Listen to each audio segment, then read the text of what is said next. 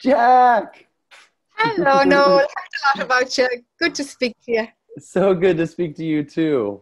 We are here, and I'm so glad to have you helping us close out the everything stage. Sure. Is there any particular approach that you'd like, having been in the stew yourself for 2 intense days? So what we've been doing, I mean, it's fine. It's pretty fluid, but what we've been doing is we have about 45 minutes of talking, about 15 minutes of Q&A. Everybody can see a little Q&A button at the bottom of their screen, and they're welcome to ask questions all during. I have a little pop-up, and then we just go through them. I'll read them to you to make it easy. And so what I'll do is I'll introduce you. I'll say your bio, and then I'm going to mute so everyone sees you. You actually will see me. We can all see you. But you'll see me, and I'll let you take it from there. And that works for you then. Yeah. Great. Yeah. My feeling is it might be quite interactive.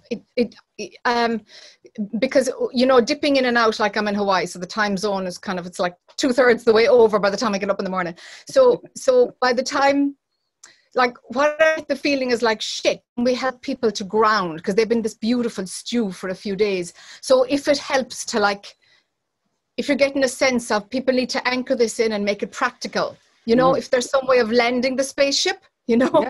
Yes. You took a lot of people somewhere. So if there's some way and you're like, whoa, this is a grounding question, just come in, Noel. Yes. Okay. And I will thank you for that. And I'll tell you what's been coming up most of the day and what just energetically, and then you can do with it whatever you want. But I feel like, and I was just telling someone else on the team at a break, this idea of the allowing and being and leaning into the human experience has for me been something that has just been so refreshing. The now what kind of thing. So I would say, again, do whatever you want with that, but but the now what could be a great place for us to land here. So I'll do that. Let me read the bio, and then we'll have you get started. JAC O'Keeffe is a spiritual teacher with a unique style. Her teachings cultivate wisdom, honesty, and integrity. She exposes taboos that are usually avoided in spiritual circles and encourages conversations around issues that are fundamental to the human experience: money, sex, and power. Her books include Born to be Free and How to be a Spiritual Rebel. JAC, so excited to have you here today. Thank you so much. I'm going to mute and let you take it away. Thank you, Noel, and thank you everybody who's been either partially in this stew pot, or with the sustenance and the resilience to stay cooking this whole weekend. It's been so rich, looking at these various facets, these various voices pointing, using various pointers to the one place, because there really is only one. What I want to do is focus a little bit of light on WTF, what do we do now? What do we do now? And so, from that viewpoint, do you feel grounded right now? What's your experience right now? Right now. So there's the present moment. And then there's a capacity to go into presence. And if there's presence, and you don't want to touch into the present moment, Sunday, September, if there's some part of going, oh, don't bring back to the world, then that's where you got to go. That's where you got to go. Nothing can be pushed away. Nothing. The unified field, that oneness, that I amness, whatever way that shows up for you, doesn't avoid anything. You know, and I heard the last speaker say, hey, if the universe is okay with it, why would I resist it? It's been accepted and endorsed and created someplace. So who am I to, like, say, I don't want that, I don't want that. I can create something better than that. So the dualistic perspective will do that, because it's all about I like, I don't like, It's not enough. This isn't enough. I like this. I'm better than this. I can do better than that. I can run the country better than anybody. Me, myself, I. Everything to keep that alive. Allow for that little dog that's barking inside in each of us. Allow it to be there. And is there access? That present moment dog is barking away, giving out about stuff. And is there access to presence? Deeper still, is there a knowing that presence is the ground of being? That presence outside of time is what you're standing on all the time. If both can be held, now an advancement is being made on your spiritual path. So, you know, wanting the non-dual, your spiritual lens, your deeper awareness to make your phenomena life better, what's really going on there? If you want your spirituality to give you coping skills to make your normal life better. Red flag, red flag, red flag. What's going on there? What are you avoiding? What's not okay? But your non-dual perspective will give you all kinds of reasons because it doesn't discriminate. It's going to just let your mind use whatever filter and lens has not been seen through. So the non-dual, oh, it's all what I am. Oh, there's no good and bad. And if you don't spot how the mind has its own agenda, then the mind will use spirituality to make its own existence nicer, more comfortable. And what are you doing there? You're puffing up the ego. You've got a new version of an ego. We could call it a spiritual ego. So how do we align the non-dual, the clarity of what a weekend like this creates, this opening that's exquisite. You can binge watch non-duality, like, yes, bring it on. Now, how does your mind align with that? Will it automatically align? I've read in scriptures that it does. Here's the caveat. It does if you can disconnect from the world. It does if you want to live in an ashram or a monastery, and if you want to, be in your purple robes or your, in your meditation cushion all day, every day. You can do that. Or can you? Do you want to run away? Or do you want a proper embodied awakening that is authentic, that is worth something to the planet, that allows wisdom to be cultivated? The cleanup is such that is automatic from the awakening process is a very small perspective. Doesn't really have cleaning up the mind on its agenda. It doesn't. A bit of wisdom comes, a bit of clarity comes, maybe a bit of patience comes, maybe access to stillness comes, maybe a deeper observational capacity of your yakety-yak mind comes. A resource comes that hopefully you can go there at will. But when your lover two-times you, when you can't make the rent, when a friend betrays you, when people don't understand you and you want to set them straight, you want to defend yourself, what good is the non-dual perspective there? Your mind will scream its old habits because it is interested in keeping the ego alive. It's interested in survival. And even if your fight or flight and freeze, that part of your nervous system is calm, and you don't suffer from anxiety, you don't flip into a trauma response, even if you've that work done and there's a calmness all the time, the mind will repeat patterns because that's what it's wired to do. It's wired, even from neuroscience, they've told us now, even though we know it spiritually, but it kind of helps when there's evidential, reports written for us to read. What your brain does is, what's the same as yesterday so that I can trust that and build on that? Where's the pattern? Where's the familiarity? What's the same all the time? And I don't have to take care of that now. Give me a little bit of bandwidth of what's new, and that's enough for me. Too much, and I'm in overwhelm. So this is the machine you've got to work with to bring the non-dual perspective in alignment with that machine that is all about pattern. What are you going to do? One thing we can do is recognize, hey, that beautiful mind, it can be believable, but it's not really who I am. It's the first gem of spiritually awakening. It's not who I am. Now, if you go too deep into that and you don't allow for the phenomenal experience to show up, well, it doesn't matter because it's an illusion. All right, now we've got spiritual bypassing.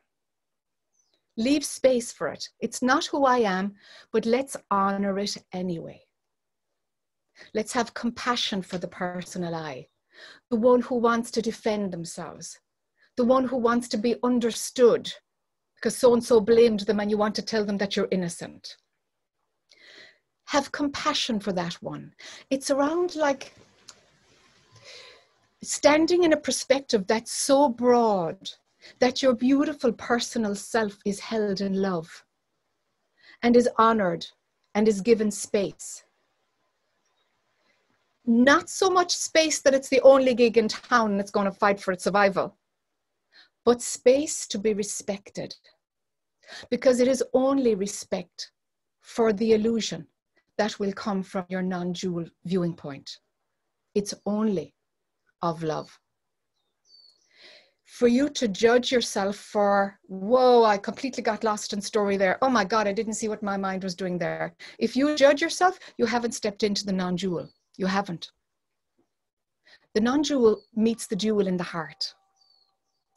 And that's the process of embodiment. Ramana Maharshi, one of those who spearheaded bringing this information to the West, these teachings about self-inquiry and about self-realization to the West. One of the gems that he did, he said, it has to go from your head into your heart. The heart center. He didn't say it's where the rubber hits the road, but that's my interpretation of what he was saying. And so in dropping your intellectual understanding of non-dual concepts, the opening that happens neurologically in your brain to where your attention recedes from me, myself, I, your attention drops back into where it came from. Your attention rests. It doesn't need to be out and contracted in the external world, fighting for its own survival. That breaks down. That breaks down. So there is a wider view open where you as pure consciousness, that expansiveness can hold within it your beautiful personality, your beautiful brain, with all of its habits and all of its patterns. Please have enough self-honesty not to hide from your own patterns of thinking. The fears, the doubts of your personal mind, of personal thought. Even though you might know it's not you, it's not who I am, it's this thinking mechanism that makes experiencing possible. It's this thing that makes the movie show up.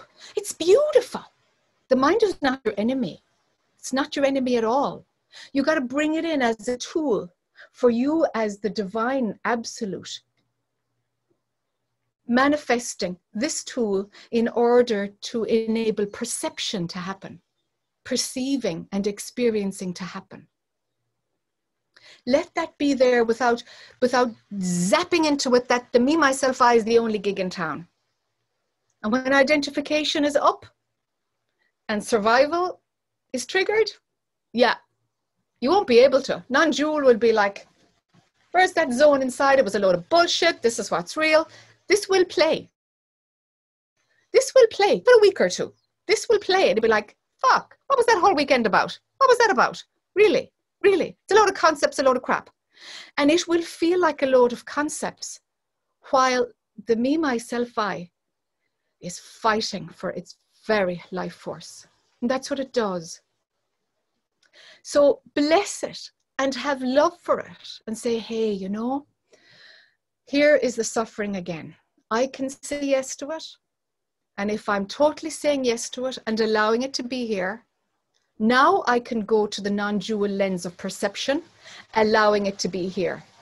If you want to avoid me, myself, I suffering, and you use the tool of going to the non-dual to avoid it,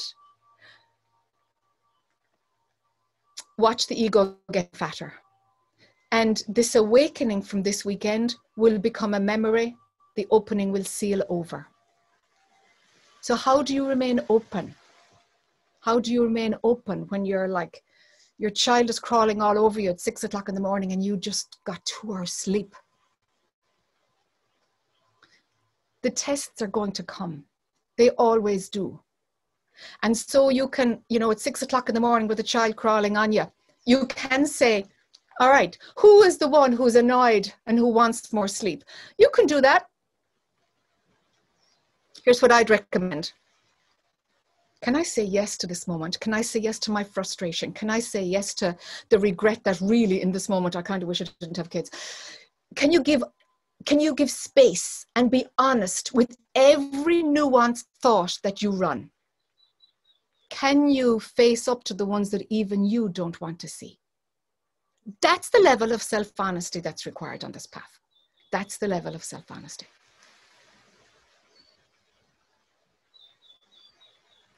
And so my child is crawling on me. Yes, this is how it feels. This is what's showing up right now. I'm okay with that. I'm accepting it because there's no judgment of it, because it's what is. And as you see what is, your attention withdraws from the, I don't like this, I'm resisting what's happening right now. Your attention withdraws and the portal will begin to open to that which is deeper. And from there, somehow, things will take a twist and another magic unfolds because your perception of what's happening in your life shifts. And when your perception shifts, there is a knock-on effect because energetically, it's like you're opening a portal for everything around you. Now, if you want that to happen in order to make your life better, it's not going to work. You'll have a bullshit awakening. So there's the catch-22. How honest can you be? Can it be truth for its own sake? It's got to be truth for its own sake. It has its own momentum. And while, you know, suffering might push us a little bit, have you noticed that there's a friggin' fire inside you that even if you wanted to shut this down, you couldn't? Good for you if you're there. Good for you. And if not, keep filling yourself. Make me want it more. Make me want it more. Make me want it more. Let that be your prayer so that something can tell you that it has its own momentum. It has its own momentum anyway, but if you're at the point of where you can feel that it is guiding your way on, then good for you. Good for you. What to do next? Take only the step that's in front of you. I remember years ago reading some extract in a Buddhist book about different branches of Buddhism. And they were speaking about one set of forest monks up in the hills. Their spiritual practice would be at night. What they would do is they would be given these clogs, it looked awfully uncomfortable, these clogs with a stump of a candle stuck on to the toe of their clogs. And they would be brought in a horse and cart into the middle of the woods and left there. Now walk. Both candles were lit alight. You're in a forest and you have a traditional candle. What's the diameter of light? A foot in either direction, maybe? And walk. You have to then learn how to only take the step that's in front of you. Your mind can go off and imagine, shoot, there could be a bear, there could be, who knows, a gazillion things in the woods in Tibet or wherever it was, way up there, north of Thailand. And so you can go into your mind and create all kinds of fears of the future, you can, or you can focus on what's here right now. And it was hugely successful as a spiritual practice. Can we make these ancient gems relevant to our culture, to our time? Can we do that? I'm not recommending that anybody goes into the woods with a stump of a candle on each foot. That's not the point. what's going on right here, right now, and are you pushing it away? Here's one that's interesting. This moment is as good as it gets. This moment really is as good as it gets. And so I'm asking each person watching, do you have an idea that you've bought into that? It'll be better when I awaken. It'll be better even post-awakening when I go to that other phase of total liberation, which is deeper than the non-dual awakening. Do you have that story? It'll be better when I move house, get a better job, have more income, am financially secure. I mean, the mind will come up with unlimited lists. This is as good as it gets. Put a candle on your shoe, metaphorically. This is as good as it gets. Right here, right now. And if you're resisting that, I guarantee you, you'll be somebody who will go to your non-dual viewpoint in order to help in the resistance of what is. Let's embody as we go. And have your own bullshit monitor inside your own head, inside your own heart. You know, if somebody says, do you meditate? Well, who would be the one who's meditating? For me, that stinks. That's BS. Like, do you meditate? It's a question, yes or no. Now, whether do you meditate, whether the person means the personal you or the impersonal you, so what? Honor the question. Honor the question instead of, oh, I've got a non-dual perspective, so really I can give you a teaching in here because you think I am an identified person. That's the kind of crap that goes on. That is the kind of crap that's there. Don't fall into it. Don't fall into it. Be your own guru. Be your own teacher. Hold on to your personal power, your birthright power.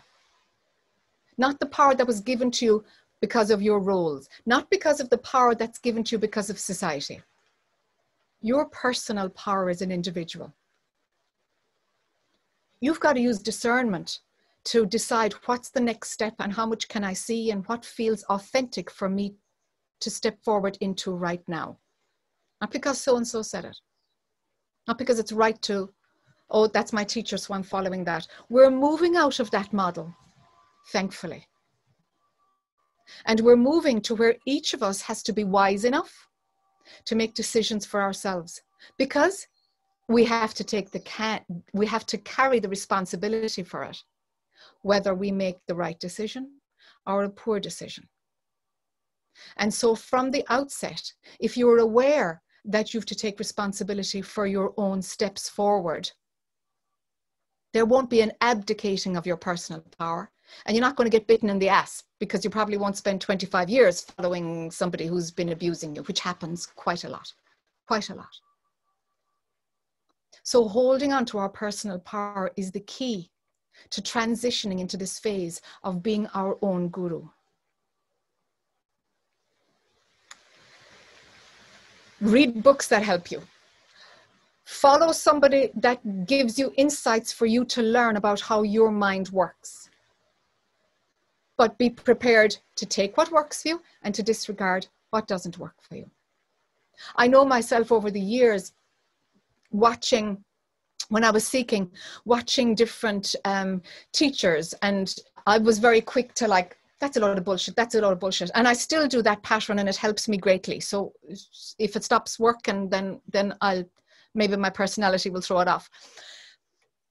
But I remember dismissing different teachings that came from, you know, wise Indian men. That was where the teaching plethora was in the main as I was searching. And so when I would hear something and I would dismiss it, very often it's because I didn't understand it yet. I wasn't there. I just wasn't there. And so when I realized that, there was a huge freedom. So I wanted to kind of to share that with you and say, hey, be wise to that one. Even if you think, yeah, that's a load of crap, that. It's like, I don't get it right now. Maybe there's something in it. Maybe I'll return to it, but it's not appropriate right now. That's probably a wiser move rather than, that's a load of crap, they're not even awake. It's like, hold on. let's say yes with discernment. And it's like, yes, but no right now. Maybe yes, maybe no again, but exercise your own discernment. It's not so binary. Yes, no, it's not so binary. And for you to have that felt sense of what's your next authentic step, for you to feel that out. And if you don't know your next step, do nothing. Be with what is. If you don't know what to do next, do nothing at all. That's a time to rest, to integrate, and to get real with what's your experience right now. Every moment really is fresh. Really, it's fresh. But if your mind is stuck on patterns, it gets bored, it gets pissed off, it doesn't like this isn't enough, that is, it would be better if, off we go into all those stories. So come down into this is enough, this moment is fresh. This is where the rubber's hitting the road right now. Why am I rejecting this? If that's the only spiritual practice you do, it'll bring your attention inward. It'll stop you following thoughts. It'll drop you from present moment into presence. Then let yourself go deeper than presence. And it keeps going down and down, or back and back, depending which direction makes sense for you. Let it get to a place of where you can't really label what's going on. And see if you can drive a car when you're in that zone. See if you can have a conversation with a friend when you're in that zone. Do leave that guiding awareness when your brain needs to operate in a dualistic way. Find that out. And find out, you know, without judgment. That's where I'm at. And honor it and love it and bless it. Because by the time you got to this seat today, listening to this, your soul has come through a mighty journey. And give yourself a break. You've come so far to be here now, listening to this, that there needs to be gentleness and tolerance and gratitude for yourself, for having the courage to leave this magnificent, believable universe and to recognize it's actually not believed at all.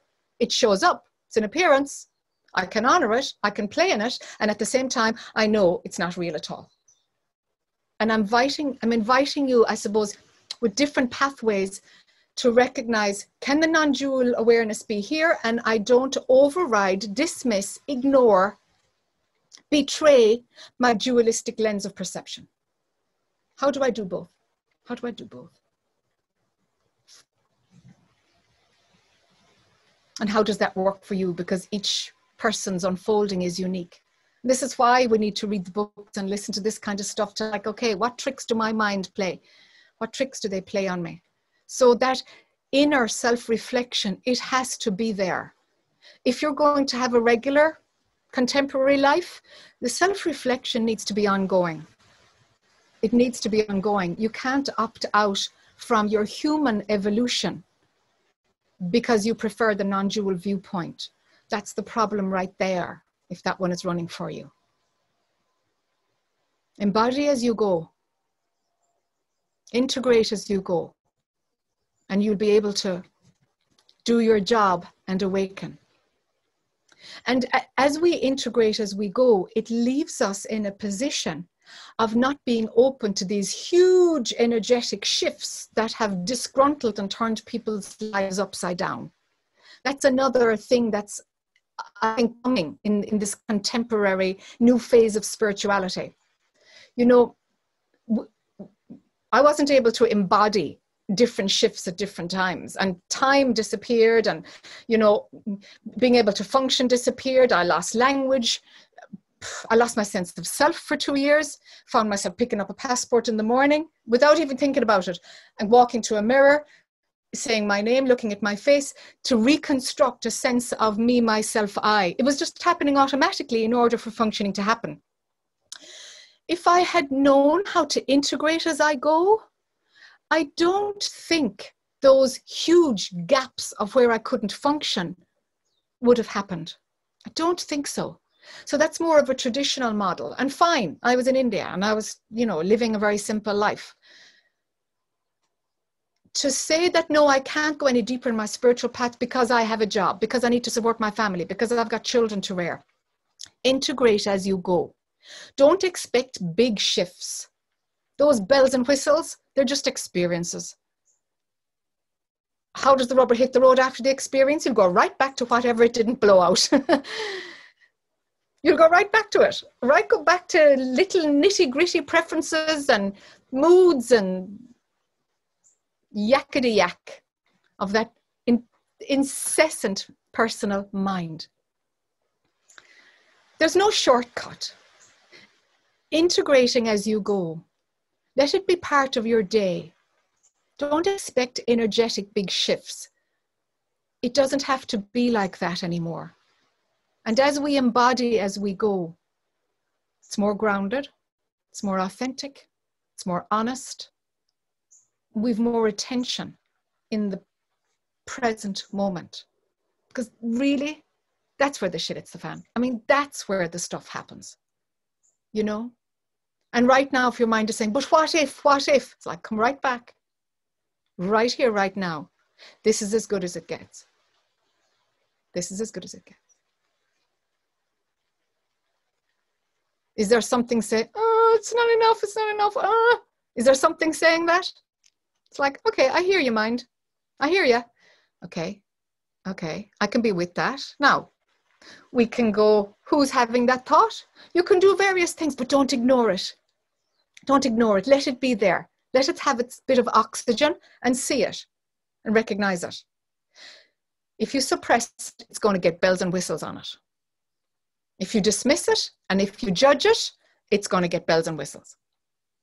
But if it's like, yeah, my mind is disappointed. All right, see it from a distance. Let that be there. You'll find the air will go out of it so fast if there's no resistance to what is, to what's showing up right now. It's like, yeah, that's my personality. Bingo, you're separate from it. You're separate from it. And it's like, you know, it's like the volume goes down on a radio. It's just ever so subtly. And the narrative that comes from the personal I like, I don't like, this is right, I want to defend myself, they got it wrong, I know better, oh, let's do that, let's get distraction, I don't like being bored. Yeah, yakety yak, whatever your stories are. They go from being the only radio station to, did somebody leave a radio on in the next room? To that type of a feeling. And you have to kind of dial in to hear, oh, that's Van Morrison. Oh, I can hear. Oh, yeah. You know that feeling of like there's a radio on and then you kind of have to dial into it to hear what it's actually saying. That's how the personal I will evolve. It's got this, you know, this narrative on things, but you kind of have to give it a fair bit of attention to hear what's going on. So where are you with that is the question, you know? Is it full on central? Do you like, I want it to turn off, I want to turn off that radio. It's like, okay, now be with that desire, be with that desire. Because the desire is the problem. The radio is fine. Wanting it to be different, that's the pain point. That's where the personal I is hidden. That's where you're believing this illusion to be real.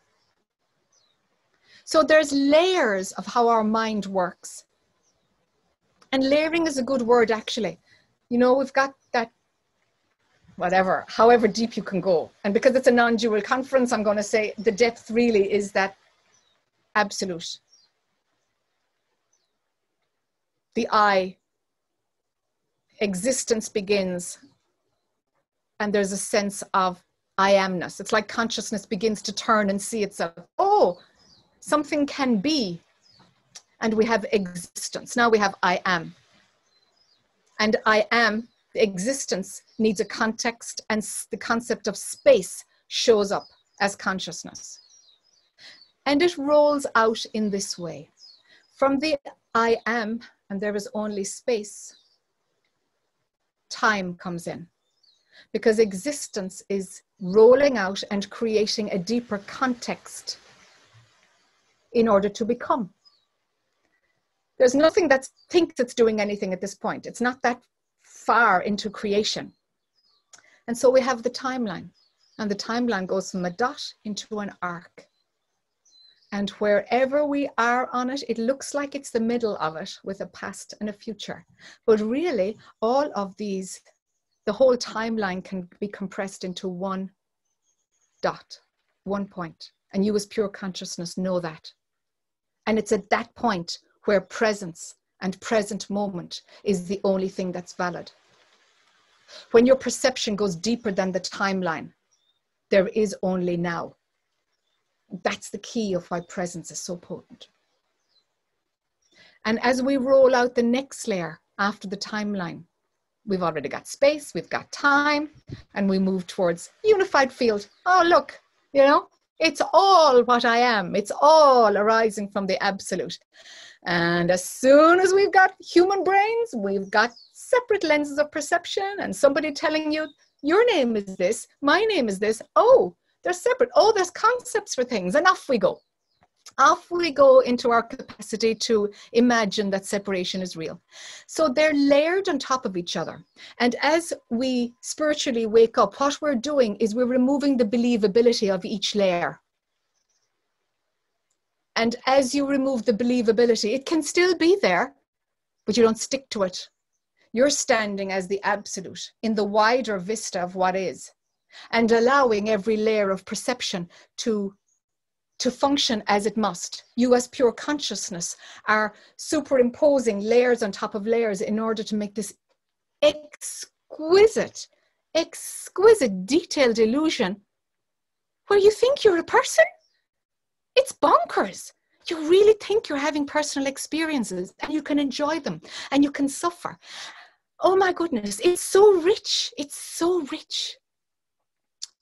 But if you forget that which it came from, if you forget how it all works, man, it's so uncomfortable. It really hurts. Great suffering will happen. So it might be that I'm fine, but phenomenally, I'm pissed off at something. Sometimes I say that, yeah, phenomenally, this is a pain in the ass because the internet broke down again. This is a pain in the ass because whatever. I say, yeah, phenomenally. And I like to check, okay, what's the percentage? What's the percentage of what's not okay and what is okay? You know, and, you know, I'm reluctant to say what the percentage would be for me because I don't want to set up any standard. You got to find it out. Is it like, no, there's 10% open to the I'm fine and it's okay, and 90% of me is believing the story and like, darn, it shouldn't be like this. The internet shouldn't have blinked again. All right, is that what's going on? Or is it the other way around? There's 90% of me standing in the absolute. And there's 10% of me enjoying the illusion that I'm creating and totally and curiously watching how it's going to unfold next. What's the balance for you? How do you manage the non-dual and the dual lens of perception together? That's an embodied awakening. Can you hold two lenses of together? What activities make one shut down and the other one shut down? Otherwise, it's not an integrated awakening and it's not worth a crap. It's no good to be awake on your meditation cushion and then you're like a jerk the rest of the day. Like, who are you kidding? Oh, I'm awake, so therefore, this is what was coming through me. It's like, oh man. Like, really? Really? So you're only answerable to yourself. Be honest with yourself. Have courage. I might be painting it like a very big, long road. It is and it isn't. It's going to take as long as it takes. And it's the self-reflection, self-honesty, integrity, discernment. They're the things that need to be on the long road for as long as your body is alive. Whereas the sense of you're going nowhere, that's available right now. It's available right now.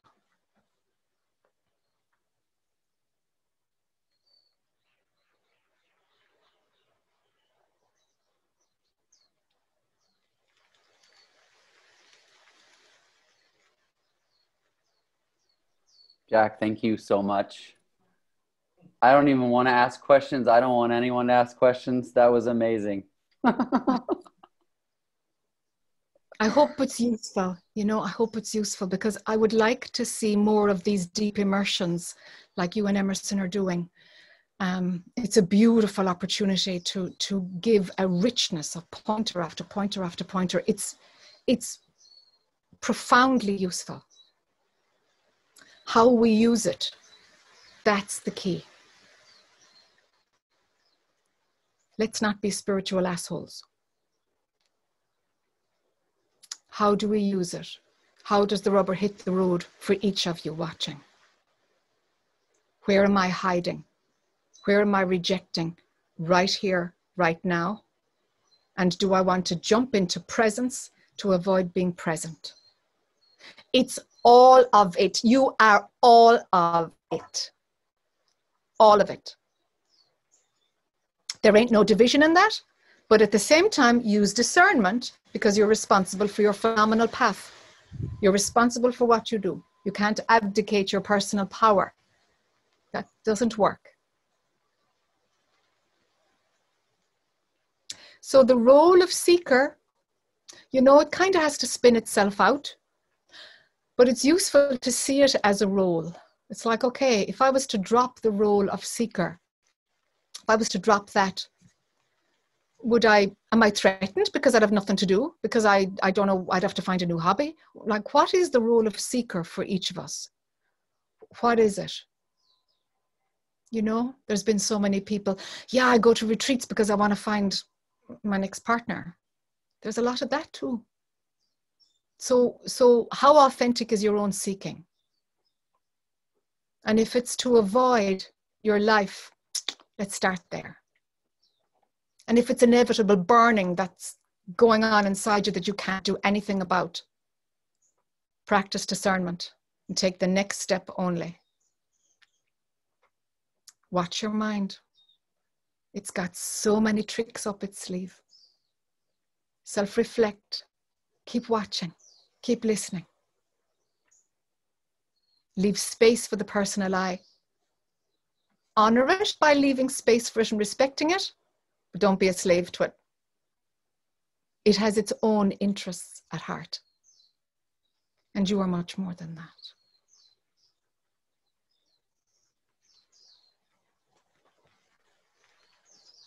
Beautiful.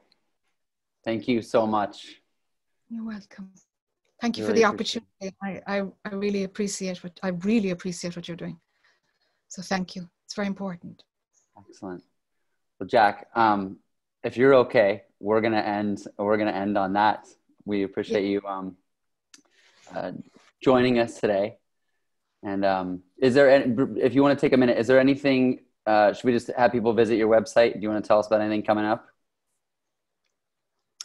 If these types of pointers of I suppose managing both lenses of perception, and that seems to be what I'm talking about these days, around how the tricks, really exposing the tricks of the mind that continue to play, that might be unconscious. I have a grouping every Sunday. It's morning for me, nighttime in Europe. Every Sunday for an hour and a half, called the Truth Serum Cafe, where we hang out for an hour and a half. And so that's very useful for people. And it's a nice sangha, and people in the group use the chat box. And so people support each other also. It's a beautiful grouping. So if people are interested in this type of approach, it's every Sunday. It's every Sunday. And then apart from that, well, you know, websites and stuff, but just ongoing support is available for people if they need it. Okay. Jack, thank you so much. Really, really a pleasure. We're glad you're able to make it with us, and enjoy the rest of your day. I know you have more day ahead of you than the rest of us. So yeah. All right. Take care. Well, much love. Thank you. Thank you.